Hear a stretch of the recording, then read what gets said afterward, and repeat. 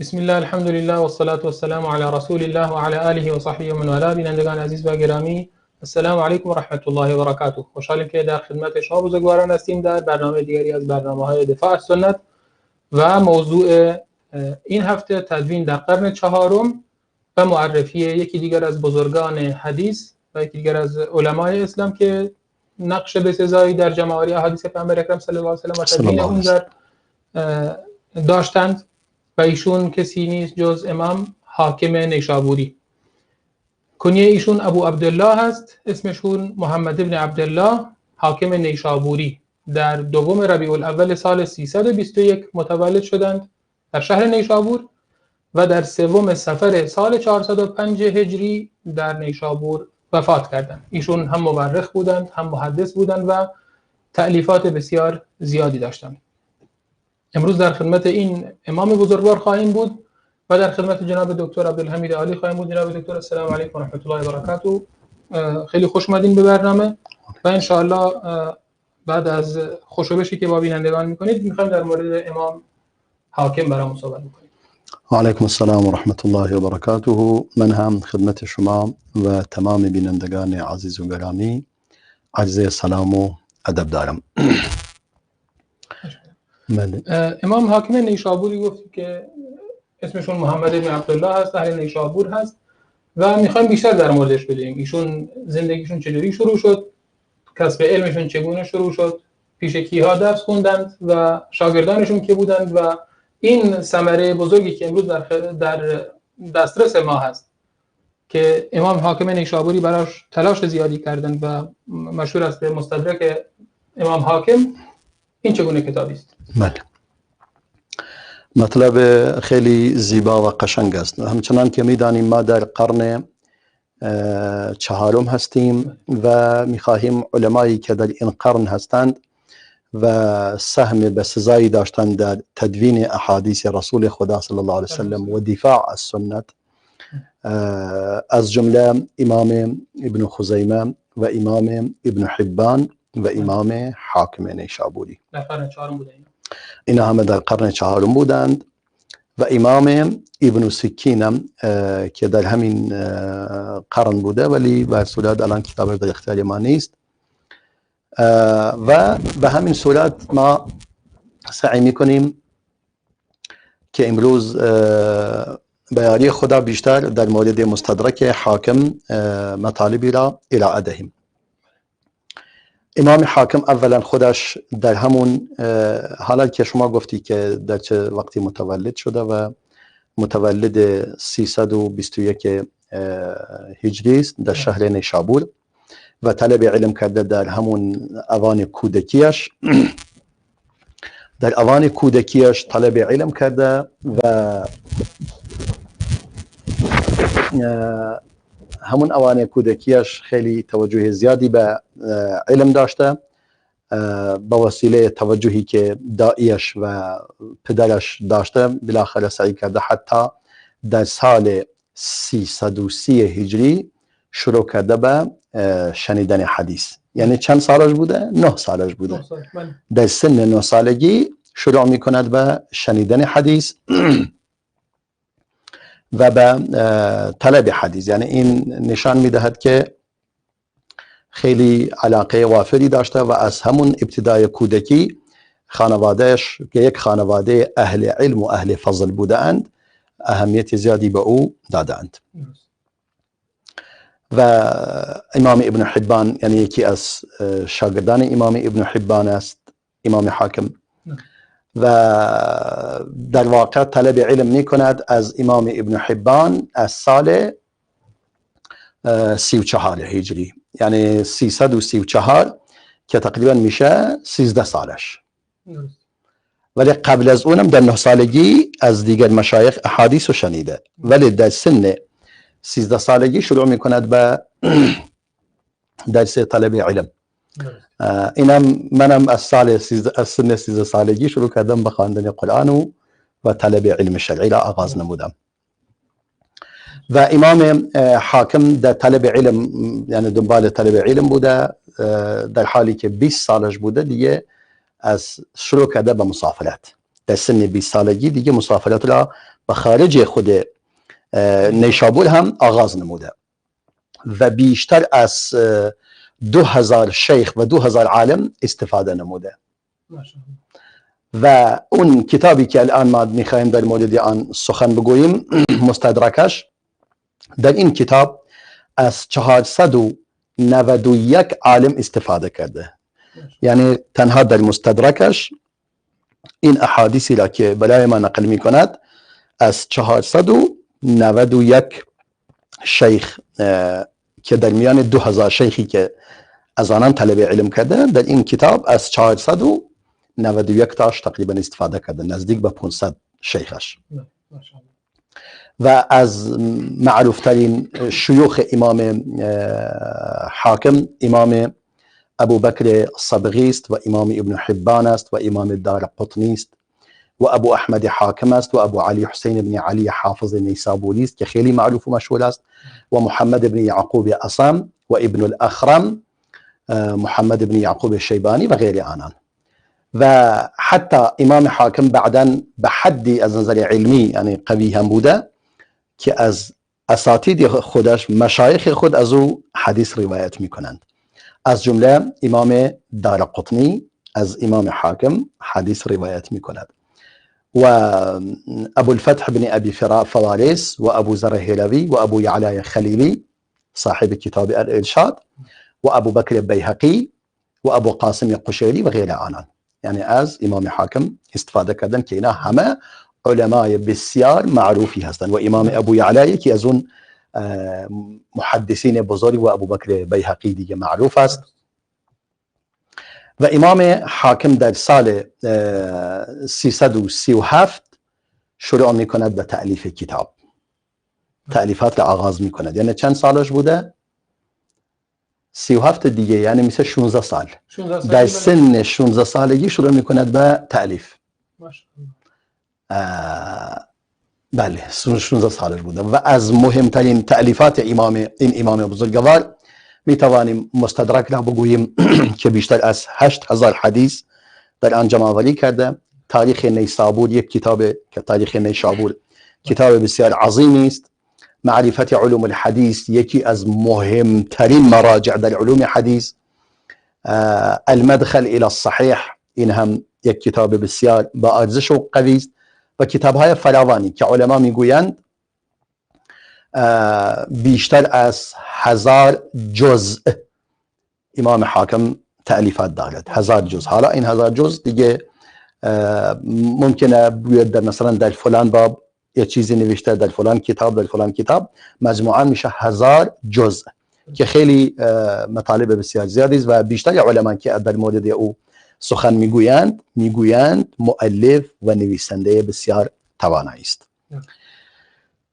پس امام حاکم یکی از بزرگان علمای بزرگ امت است و یکی از حافظان حدیث است و یکی از محدثان وارسته است و تعداد زیادی از اهل علم او را مدح کرده اند و او را ثنا کرده اند. خلیل بن عبدالله حافظ بعد از اینکه حاکم را در مورد حاکم سخن میگوید امام حاکم با امام دارقطنی مناظره میکند فرضیه و او ازش راضی بود. و امام حاکم یک انسان ثقه هست، مورد اعتماد است و دارای علم فراوانی است و میفرماید همین خلیل بن عبدالله میفرماید من از او سوال میکردم، میگفت اذا ذاکرت فی باب لابد من المطالعه لکبر سن. اذا ذاکرت فی باب میگه هر وقتی من اگر بخواهم در مورد چیزی بخواهم مذاکره کنم با کسی لازم است که مطالعه کنم، بخاطر اینکه سنم زیاد رفته. فرأیته فی کل ما القى الیه بحرا. میگه من در هر چیزی که القی علیها به او عرضه میکنم هر موردی میدیدم یک دریایی است. یعنی دریای عظیمی بود. یعنی این که علما اینجوری در موردش میگویند مشخصه که عالم بسیار توانایی بوده. و امام عبدالغافر بن اسماعیل میگوید ابو عبدالله حاکم امام است، امام اهل حدیث است در عصر خودش. واقعا آگاهی بسیار خوبی داره به حدیث، یعنی آنطور که باید آگاهی دارد، حق معرفت دارد. میگه من میشنیدم از مشایخ خودمون که در مورد ایام ایشان سخن میگفتند و او را بر علمای عصر خود مقدم میداشتند مثل سعلوکی، امام ابن فورک و سایر ائمه او را بر خود مقدم میکردند، یعنی میگفتند در واقع از ما عالم‌تر است و داناتر است. و میگوید بالاخره کسی که کمی به کتابهای او نگاه کند دیگه مقدار علم و آگاهی و تبحر ایشان را برایش مشخص می شود که چقدر توانا بوده. یعنی میگه کارهایی که او انجام داده آیندگان از رسیدن به آن ناتوان هستند. یعنی کتاب کارهای بسیار عظیم و قشنگی کرده و این مطالب که بیان میکند امام ذهبی در تذکرة الحفاظ بیان میکند. و ابو عبدالرحمن السلمی میفرماید من از دارقطنی پرسیدم آیا کدوم یکی از اینا بزرگتر هستند، ابن منده یا ابن البیع که همون امام حاکم است؟ قال ابن البیع اتقن حفظا، گفت ابن البیع از لحاظ حفظ دقیق تر است، اتقن حفظا. و خطیب بغدادی میفرماید امام حاکم از اهل فضل و علم است و اهل معرفت و اهل حفظ است و در علوم حدیث تألیفات متعددی دارد و یک انسان ثقه و مورد اعتماد است. اینجوری اهل علم او را تزکیه میکنند. امام ذهبی میفرماید الامام الحافظ الناقد العلامه شیخ المحدثین صاحب التصانیف. یعنی این امام ذهبی میفرماید، امام ذهبی که در نقد دارد بر کتاب امام حاکم، در مستدرک حاکم آن را خلاصه نموده و احادیث موضوعی که در داخل کتابش هست جدا کرده، ولی با وجود این قدر و ارزش این شخصیت را میشناسد. یعنی این خیلی مهم است. علما، یعنی ما وقتی که ما میایم مقایسه میکنیم علمای قدیم با علمای این عصر خودمون، یا بگیم کسانی که طلب علم میکنن در این عصر، نگاه میکنید علمای این عصر وقتی که میخواهند اگر نقدی از کسی را نقد میکنند میخواهند او را خود و خمیرش کنند. ولی امام ذهبی که آمده یعنی در واقع نقد مستدرک حاکم را نقد میکند، در عین این که او را نقد کرده نقد علمی، اما جایگاه او نزد او بالاتر از خود اوست، از شخصیت خودش. یعنی او نمیگوید من از او بالاتر هستم، بلکه او میگوید امام است، حافظ است، ناقد است، علامه است. این نکات شیخ المحدثین است، نه اینکه محدث است، شیخ محدثین است. صاحب تصانیف است، یعنی دارای تألیفات فراوانی است. این امام ذهبی در سیر اعلام النبلاء بیان میکند. واقعا این انصاف امام ذهبی رو نشون میده. تمام علما، همه این علما اینجوری هستند. این که مثلا از اون نقد میگیرن معنیش این نیست که دیگه او را خورد کنند و تمام ضرب صفرش کنند، نه اینجوری نیست.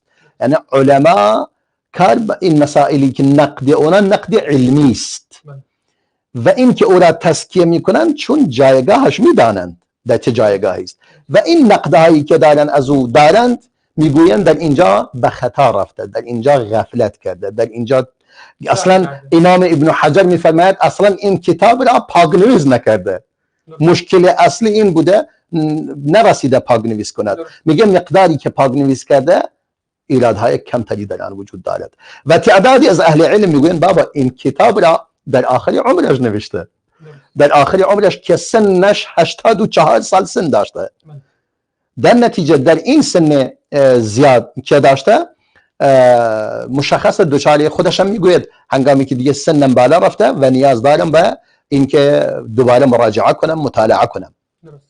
این خودش داره میفرماید و همه اهل علم اینجوری هستند و بسیاری از اهل علم هستند که در اواخر عمرشون دیگه چی میشن؟ تمام میگن اختلط بآخرة، تمام از اونا دیگه حدیث روایت نمی کنن، تمام شد و رفت. اینها مطالبی هستند که خیلی یعنی مشخصه که اهل علم چگونه جایگاه اهل علم را میشناسند و چگونه ارزش برای اهل علم قائل هستند وقتی که در مورد آنان سخن میگویند، هنگامی که او را نقد میکند از ایرادهایی که دارد بیان میکند، اما در عین حال جایگاه علمی او نزد او محفوظ است. یعنی انتقاد موضوعی هست، در این موضوع بهش انتقاد وارده، نه اینکه انتقاد شخصی باشه، شخصیت طرف رو خورد بکنه، نه اصلا عالم نیست، جاهل فلان فلان، نه اصلا رفتی به این. انا اصلا مثلا شما نگاه کن، یعنی این مواردی که حتی این مرد بزرگوار، این عالم، اون اشتباهاتی مثلا توش افتاده، مثلا مستدرک علی الصحیحین، در اصل یعنی چی؟ یعنی آمده احادیث صحیحی که در واقع وجود دارند در حد و ردبندی صحیح بخاری و صحیح مسلم و شروط صحیح بخاری و مسلم دارند، اما از دست امام بخاری و امام مسلم در رفته. این میخواهد بگوید احادیثی که شما از دستتون در رفته و نیاورده اید من میارم. اگر شما هر دو تایتون 8000 حدیث آوردی، من به تنها خودم 8000 حدیث دیگر را جمع آوری کرده ام در ردیف اون حدیث شما، احادیث شما. حالا علما میگوین نه، اینجا دیگه به خطا رفته، اینجا یعنی حتی خطاهای زیادی ازش نقل میکنند. ولی به هر صورت و این کلا این علمایی که در اینجا ما بیان میکنیم، همه اینها برای دفاع از سنت رسول خدا این کارها رو کردند. وگرنه اگر به خاطر این نبود، این مرد بزرگواری که این گونه در موردش صحبت میکنند و در نظر جایگاه علمی و توانایی علمیش، هرگز نمی اومدن در مورد اشتباهاتش صحبت کنند. ولی چون میخواهند حق نزد آنان محبوب تر از افراد است و در عین این که او را نقد میکند و از نظر علمی انتقاد علمی دارد بر این قضایی که انجام داده، اما او را یعنی شأن و جایگاه او را پایین نمی آورد، در همون جایگاه لایق خودش او را نگه داشته، ولی میگه اینجا به خطا رفته. بالاخره همچنان که عرب میگوید لکل جواد کبوه، لکل جواد کبوه، یعنی هر اسب دوان ماهری روزی میفته، بالاخره گاهی میشه بیفتد. بله، قرار نیست که ماهر از دیگه همیشه اینجوری باشد.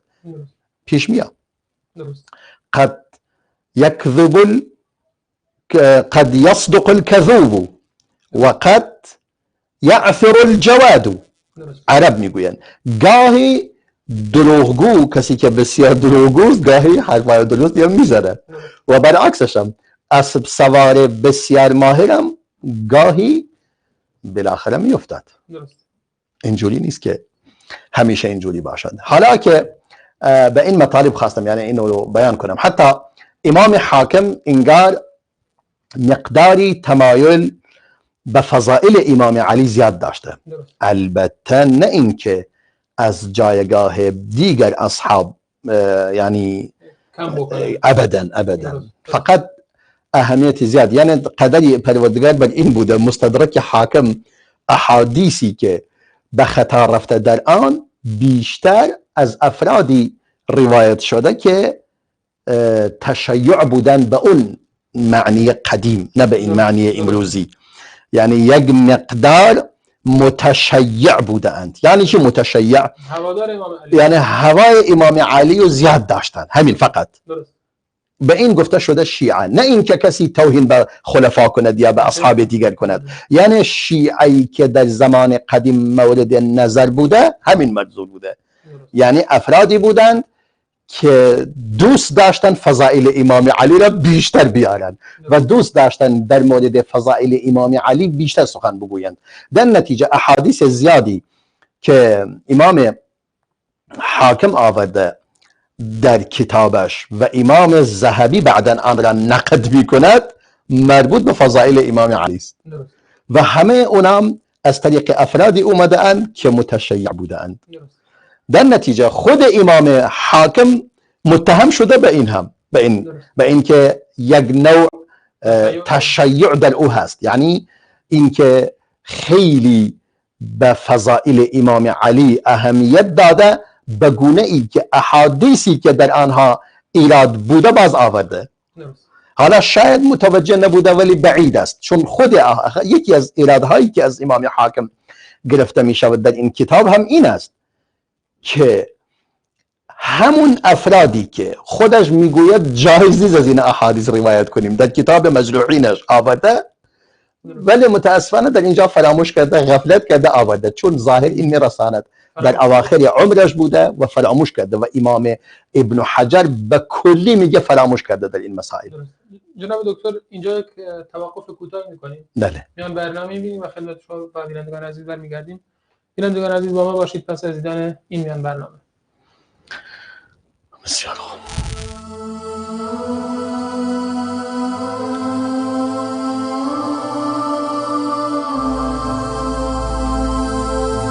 عندما يدهمك الخطب الجلل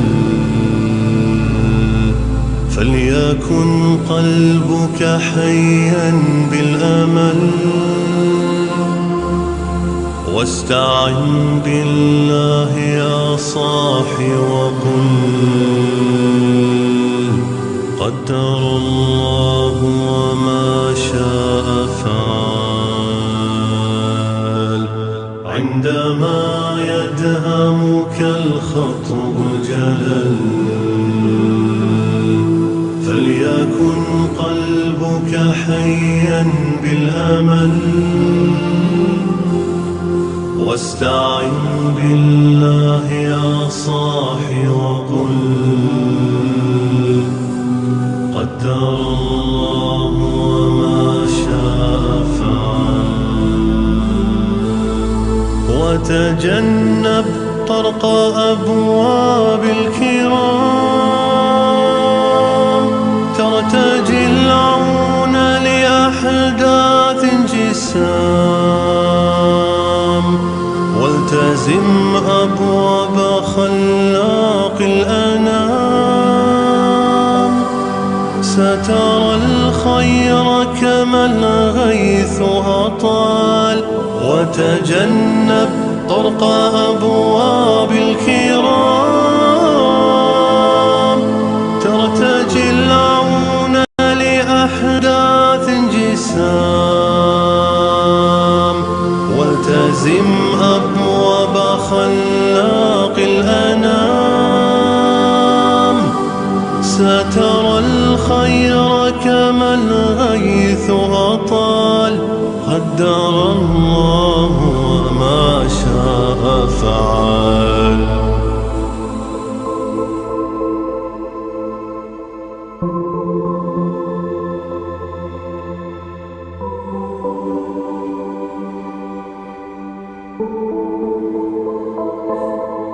عندما يدهمك الخطب الجلل فليكن قلبك حيا بالأمل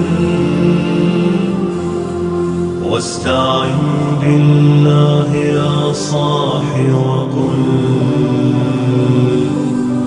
قدر الله وما شاء فعل. سلم الأمر إلى الرب الرؤوف فبذا تسلم في كل الظروف وليكن قلبك بالأخرى شغوف وانتهج رضوانه عز وجل. سلم الأمر إلى الرب الرؤوف فبذا تسلم في كل الظروف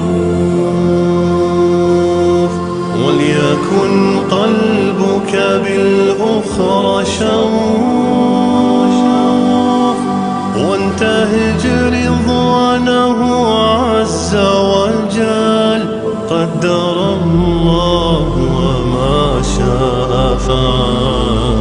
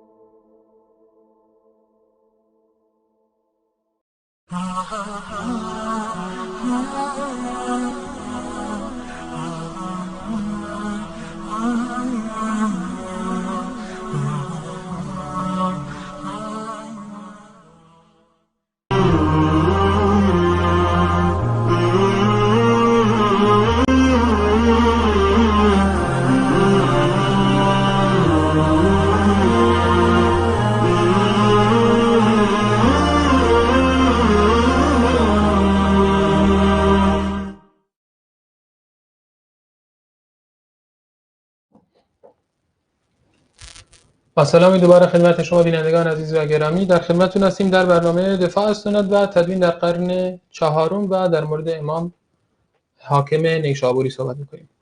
جناب دکتر، شما در مورد امام حاکم صحبت کردید و سخنان تعدادی از اساتید خودشون، شاگرداشون رو بیان کردید.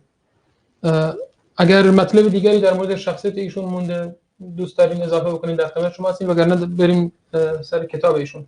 به نظرم مطالب خیلی زیاده است، وارد خود کتاب شویم، چون بحثی که در مورد کتاب هست به حدی زیاده است که میترسم بهش نرسیم. حتی من برای امام ابن حبان تقریبا میخواستم امروز هم یک مقدار بیشتر در موردش صحبت کنم، بعدا گفتم فایده نداره، یعنی اشکال نداره، حالا به این مقدار بسنده میکنیم. این هم سعی میکنیم وارد بقیه مطالبی میشیم که مربوط به امام حاکم است. امام حاکم در عین اینکه یک محدث بسیار توانایی بوده، اهمیت زیادی به علم قراءت هم داده، قراءت قرآن. و همین مطلبی که من عرض کردم که علما میگویند تصانیف و تألیفاتش نزدیک به 1000 جزء هست. 1000 جزء از تخریج صحیحین، از علل حدیث، از تراجم راویان، در مورد ابواب شیوخ و در مورد معرفه علوم حدیث و مستدرک بر صحیحین و اینها. تمام اینا بالاخره بیانگر علم این شخص بزرگوار است و اکنون وارد خود کتاب ایشان میشویم که این کتاب اسمش چیست؟ المستدرک علی الصحیحین. کتاب المستدرک علی الصحیحین، همچنان که قبلا هم یک اشاره کوتاهی کردیم، استدراک یعنی انسان تلاش میکند چیزی که کسان دیگری از آن گویا یا اغفال کردن یا آن را نیاوردند، میخوان بالاخره نقص و کمبودی که احساس میکنند آن را جبران کنند. مثلا میگه جبران مافات، اون چیزی که فوت شده حالا جبران میکنیم، سعی میکنیم. کتاب هایی که در امام حاکم این منظورش بوده. گفته من این احادیث امام بخاری و مسلم که دیگه خیلی نزد او کتاب های با ارزشی هستند و علمایی هستند، میگه دیگه جای بحث نیست. اما این بزرگواران احادیث دیگری هست، گفت البته خودشون ادعا نکردن که ما هرچی حدیث صحیح آورده ایم. امام حاکم در مقدمهش این میفرماید اما احادیث دیگری در ردیف اون احادیث وجود دارد که بخاری مسلم ذکر که شایسته بود آنها هم نیاوردن. حداقل اگر اونا هدفی داشتن در نیاوردن این احادیث، گفتن میخوان مختصر باشد و جامع باشد، همین کارو انجام دادن. اکنون اینم در کنار این قرار بدهیم دیگه تکمیل میشود. حالا امام حاکم آمده همین کارو کرده. اولا میگوید این جماعتی از اعیان اهل علم از من درخواست کردن. اعیان یعنی افرادی که با انگشت به آنان اشاره می شود، از علمای عصر خودش در شهر نیشابور که یکی از بزرگترین شهرهای اسلامی بوده و معروفی از مراکز علم بوده، در اونجا میگه در اهل این شهر و غیر این شهر، اعیان اهل علم به من گفتن که کتابی را جمع‌آوری کنم که در برگیرنده احادیثی باشد که روایت شده با اسانیدی که محمد بن اسماعیل و مسلم بن حجاج به مثل آن احتجاج کردند. یعنی دقیقاً از همون رجالی که مورد پسند آنان بوده من احادیث را بیاورم. درست. گفتم مثلا امام حاکم میگه فإنهما رحمهما الله لم يدعیا ذلك لانفسهما. میگه اونا که خودشون ادعا نکردن که هرچی صحیح باشه آورده ایم و یا دیگه تمام بحثی نیست. در نتیجه میگه ما و من هم با توجه به این درخواست جمعی از اهل علم که از من خواستند، استعین الله، از پروردگار درخواست کمک میکنم که احادیثی را جمع‌آوری کنم که راویان آن ثقه باشند و و به مثل آن دو تا شیخ بزرگ رضای خدا بر آنان باد، میگه رضی الله عنهما، رضای خدا بر بخاری و مسلم باشد، خدا از اونا راضی باشد، من اون احادیث را بیاورم. حالا یا دوتایشون به آنها استدلال کرده باشند یا یکیشون، فرق نمیکنه. پس در اینجا مطلب این است، خیلی روشن میگوید، یعنی میخواهم احادیث دیگری از همون رجال ثقاتی که البته در اینجا علما دو تفسیر دارن روی اون حرف او، آیا رجالی که مثل رجال بخاری و مسلم ثقه باشند یا خود همون رجال باشند. در اینجا این دو تفسیر وجود دارد، چون لفظ امام حاکم تقریبا صریح و روشن نیست که حتما همون رجال باشد، چون میگه بمثلها. در نتیجه امام ابن صلاح شهرزوری، ابو عمرو بن صلاح شهرزوری میگوید امام حاکم ابو عبدالله حافظ اهمیت داده به اینکه احادیث بیشتری جمع آوری کند از عدد احادیث صحیح، یعنی از همردیف صحیحین بخاری و مسلم احادیث بیشتری را جمع آوری کند. میگه توجهش بر این بوده، به نظر خودش با توجه به همون شروطی که امام بخاری و مسلم در نظر گرفتند، با همون شروط احادیث دیگری جمع آوری کند. یا مثلا اون احادیث از راویانی که در کتاب خود از آن استفاده کردند، یا او علی شرط البخاری وحده او علی شرط مسلم وحده، یا هم بر شرط بخاری باشد یا بر شرط مسلم به تنهایی، که نهایتا اجتهادش میگه به این منجر شده که احادیثی را تصحیح نموده که بر شرط هیچ کدوم از این دوتا نیست. چون در این مسئله همچنان که علما میگویند گامهای کمی بلندی برداشته، گامش در تصحیح گامش بلند بوده. امام ابن حبان گفتیم یک مقدار علما میگویند تساهل داشته، در شروطی مقدمه‌ای که گذاشته هیچ تساهلی دیده نمیشه، اما در کتاب الثقاتش اون تساهل مشاهده کردند و در عملی که در کتاب چیز انجام داده بود اونو مشاهده کرده بودند. این یادم اومد در مورد ابن حبان که تعداد اون احادیثی که امام ابن حبان، یعنی حتی علما آن را تضعیف کرده اند، حدوداً 200 حدیث هست، بیشتر نیست. یعنی از 7491 حدیث تنها حدود 200 خردی احادیث یعنی باقی یعنی هست که مورد نقد علما بوده. زیاد نیست، خیلی کم است. یعنی وقتی که نگاه می‌کنید اصلا 1% هم نیست، واقعا 1% هم نیست. 7500 200 تاش ضعیف میشه. بله، یعنی در 750 حدیث 2 تا ضعیف میشه.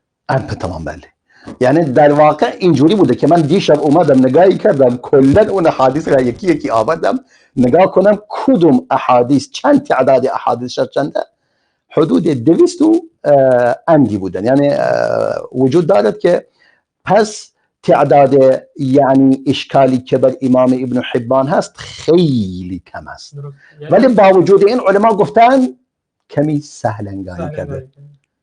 یعنی در 300 و تقریبا 325 حدیث، در 330 حدیث یه دونش ضعیفه. بله بله، یعنی در باید بگوییم 300 یعنی در یک 330 حدیث از 300 حدیث یکی ضعیف است. بله، در نتیجه خیلی کم است. یعنی بزرگیه. این پس به شرط خود عمل کرده، همین که بسیاری از علما گفتن به شرط خود عمل کرده در واقع.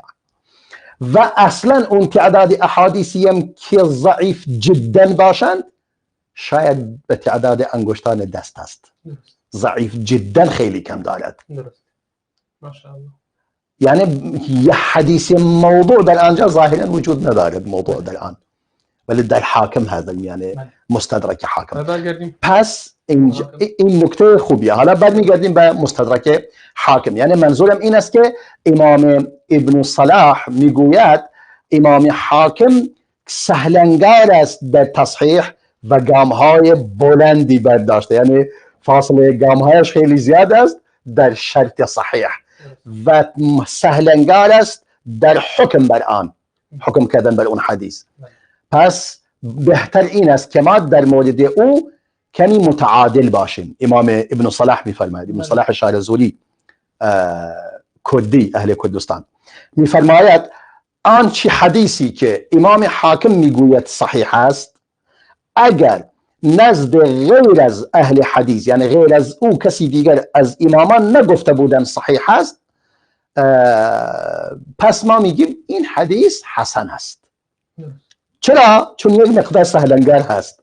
پس حدیثی او در حد حسن است و با آن استدلال میشه و با آن عمل میشود، مگر این که همچنان که در مورد صحیح ابن حبان فرمودن علما، مگر این که یک علت واضحی وجود داشته باشد که حدیث را نقد کند، یعنی یک علت به آن گفته می شود قادحه، یعنی ضربه وارد کند به صحت حدیث، در اون صورت تسلیم می شویم.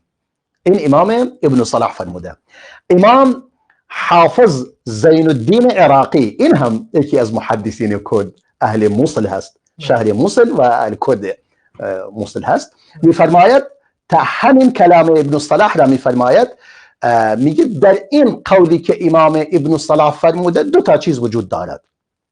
یکی این که البته من اینکه این اشاره میکنم اینا کرد بودم، قصدم این نیست خدای نکرده تعصبی چیزی، هیچ فرقی نمیکنه برای ما اهل علم، فقط بیانگر این باشد که در میان این ملت الحمدلله و در میان قوم کرد علمای بزرگی ما داشته ایم، امثال ابن صلاح شارزولی و امثال حافظ عراقی و صدهای دیگر.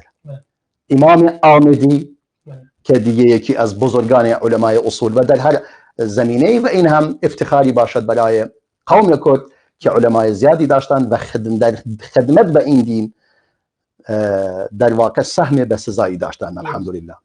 امام یعنی حافظ عراقی در مورد قول امام ابن صلاح میفرماید این که میگوید آن احادیثی که در صحیحین وجود نباشد یا صحیح باشد، مثلا یعنی احادیثی را در کتابش آورده امام حاکم که در صحیحین نیست، اون احادیث را مثلا احادیث صحیحی هستن، میگه اینم یک اشتباهی، نخیر، اصلا امام حاکم خودش گاهی به خطا رفته احادیثی که در بخاری و مسلم وجود دارد آورده در کتابش، خیال کرده اینا امام بخاری و مسلم اینا نیاوردن، در حالی که امام حاکم یک عالم بزرگی است. اما مثل امروز دیگه امکانات اینقدر راحت نبوده سریع بتواند و کتاب مراجعه کند به کامپیوترش و سریع آن را سرچ کند و بالاخره چیزی از قلم از دستش درآمد. نه، امام حاکم گاهی احادیثی را آورده که خود امام بخاری یا امام مسلم یا دوتایشون اون حدیث را آوردن. اشاره میکنه به حدیث ابو سعید خدری که فرمود لا تکتبوا عنی سوى القرآن، از من چیزی ننویسید بجز قرآن، یعنی وقتی که میخواید قرآن را بنویسید فقط قرآن با قرآن بنویسید، در داخل آن بنویسید، حدیثی در داخل آن ننویسید و شرحی بر آن روی آن ننویسید تا با قرآن قاطی نشود. حالا این بود که بعضی گفته بودن نهی شده از تدوین در عصر رسول خدا، ولی این حدیث مراد این نیست. مثلا امام حاکم این حدیث هم را آورده در مستدرک خودش به عنوان این که این از دست بخاری و مسلم در رفته، در حالی که امام مسلم این حدیث را آورده. این به عنوان نمونه نقل میکند، میگه امام حاکم این را در مناقب ابو سعید خدری نقل کرده و امام مسلم هم در صحیح خودش در کتاب الزهد آورده. و باز امام الذهبی که این کتاب را کامل خونده و نقد یک تک تک احادیثش را بررسی نموده، کدوم احادیثش مربوط به بخاری در داخل بخاری اومده، در مسلم اومده، در دوتایشون اومده، اونم را نقد کرده، گفته این تعداد بسیار زیادی احادیث را مشاهده نموده در داخل مستدرک حاکم که در خود بخاری و مسلم هست. تنها این به عنوان یک نمونه از آن بود. احادیث قول دیگری که مثلا فرموده احادیثی را که روایت میکند بر شرط بخاری و مسلم، بر شرط شیخین. چکار میکند؟ میفرماید اون احادیث را که روایت میکند گاهی میشود اون احادیث در واقع درست است، دقیقاً بر اساس شرایط بخاری و مسلم هست. گاهی میشه بر اساس شرط یکی از آنان است، شرط بخاری هست شرط مسلم نیست، گاهی بر شرط مسلم هست بر شرط بخاری نیست، که خودش تبیین میکند. امام ابن حجر همچنان که بیان میکند میگه بسیاری از اوقات این مطلب را خودش تبیین میکند، ولی گاهی به خطا میرود. در اینجا گاهی تو غفلت میافتد، تو اشتباه میافتد، مثلا میگه این حدیث بر شرط بخاری است، نگاه میکنی نیست، بر شرط مسلم است، نگاه میکنی نیست، بر شرط بخاری و مسلم است، نگاه میکنی، ولی تعداد بسیار کمی هست، تعداد زیادی نیستند. امام ابن حجر هیثمی اون قول امام شیخ خودش، یعنی حافظ عراقی هم شیخ امام ابن حجر عسقلانی است که حافظ حدیث است. دیگه در اینجا وقتی که ابن حجر عسقلانی شاگرد حافظ عراقی باشد، حافظ مسلم اهل موصل باشد، دیگه مشخص جایگاه امام عراقی در چه جایی است. چون خود امام حافظ عراقی به او میگویند بعد از خودت چه کسی، ما از چه کسی دیگه سوال کنیم مراجعه کنیم؟ میگه به ابن حجر مراجعه کنیم دیگه بعد از خود. پس امام ابن حجر همین شاگرد حافظ عراقی است. حال حافظ ابن حجر میآید در مورد قول شیخش که حافظ عراقی میگوید، میگه تصرف حاکم یکی از دو احتمال را تقویت میکند که شیخ ما آن را بیان میکند، یعنی شیخ ما که حافظ عراقی باشد. میگه اگر احادیثی که نزد او هست که آن را اخراج کرده، قد اخرجه، یا اینکه بخاری مسلم آن را آوردن، یا یکی از آنان آورده اند، میفرماید صحیح علی شرط الشیخین او احدهما. میگه خودش این کارو میکند. میگه گاهی اگر به شرط دوتا باشد، میگه شرط دوتا دارد، اگر به شرط بخاری باشه میگه به شرط بخاری، به شرط مسلم باشد میگوید به شرط مسلم است. اینا همه میگوید. اما بعدا میفرماید اما گاهی در این زمینه به خطا میرود. به خطا میرود، چیزی که شرط بخاری ندارد میگه به شرط بخاری، چیزی که شرط مسلم ندارد میگه به شرط مسلم. آخر نگاه کن، اگر انسان دقت کند احادیثی، یعنی شروط تشخیص شرط بخاری و مسلم کاری آسانی نیست، خیلی سخته، خیلی دقت میخواهد. مثلا کسی میگوید در یک حدیثی میآورد، اون احادیث که نگاه میکنی یا در رجال اون حدیث یا در بخاری هست یا در مسلم هست، یا بگویم کل اون رجال خارج از بخاری و مسلم نیستند، یعنی در بخاری هم از اون رجال روایت شده از بعضی ها و از بعضی دیگر در مسلم. آیا میشه بگویید این حدیث بخاری و مسلم است؟ نه، نمیشه.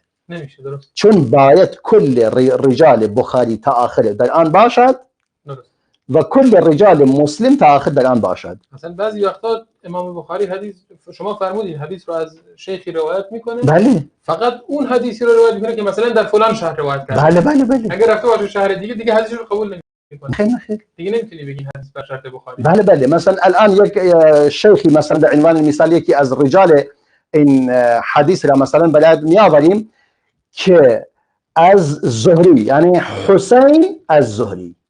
این حسین، امام بخاری از حسین حدیث روایت کرده از زهری هم، ولی حسین از زهری اصلا روایت نکرده.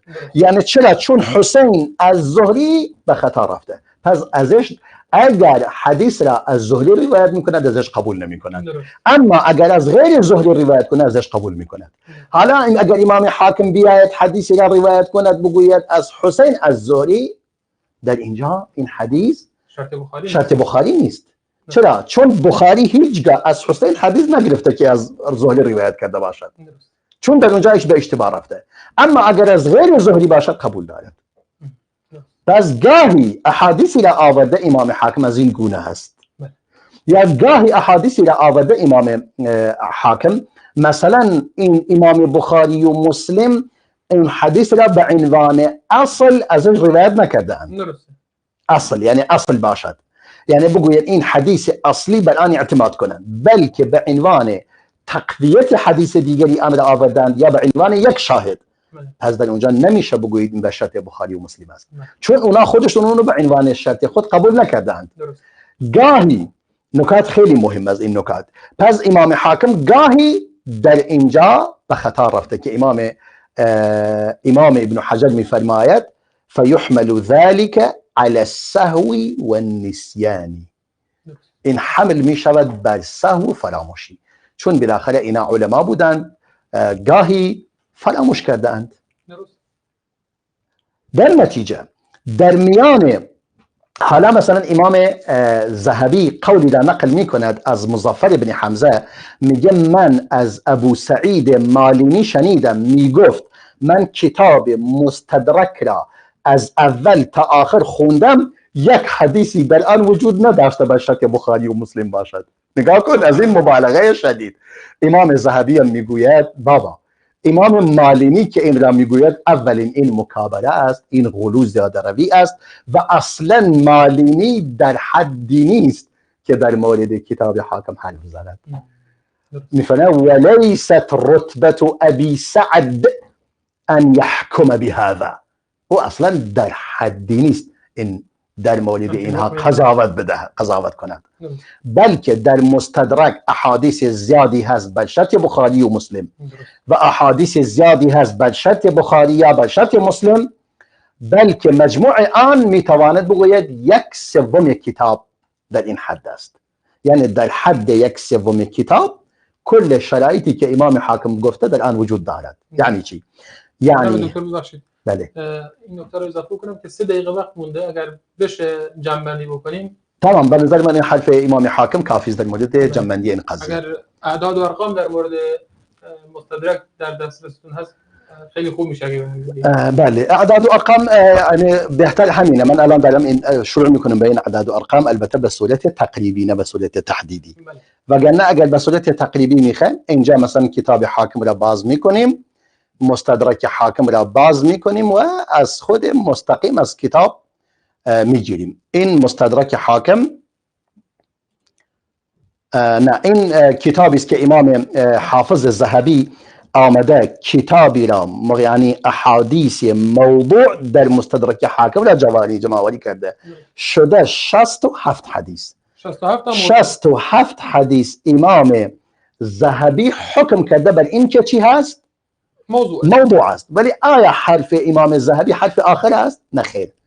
امام ابن ملقن آمده روی این قضایا مطالبی تعلیقاتی بر این احکام امام ذهبی گذاشته، چون من خودم بعضی از این چیزها را بررسی کردم. تعدادی از اون چیزها که امام حاکم گفته یعنی امام ذهبی گفته حدیث موضوع است، وقتی که به آن مراجعه میکنید نمیشه حکم موضوع را داد، چون تعدادی از اهل علم آن را چی کرده اند؟ آن را توثیق کردند اون شخص را. حالا مثلا که مجموع کتاب‌های احادیث امام مستدرک حاکم میشه 8803 حدیث. دقت کن، 8803 حدیث. این آخرین حدیثی که در اینجا وجود دارد امام حاکم چی فرموده؟ فرموده حدیث صحیح على شرط البخاری ولم یخرجاه. میگه این حدیث صحیحی بر شرط بخاری و امام بخاری آن را نیاورده، نه بخاری نه مسلم، و امام ذهبی هم گفته درسته بر شرط بخاری است. یعنی در اینجا تاییدش کرده، حرفش را تایید کرده. در نتیجه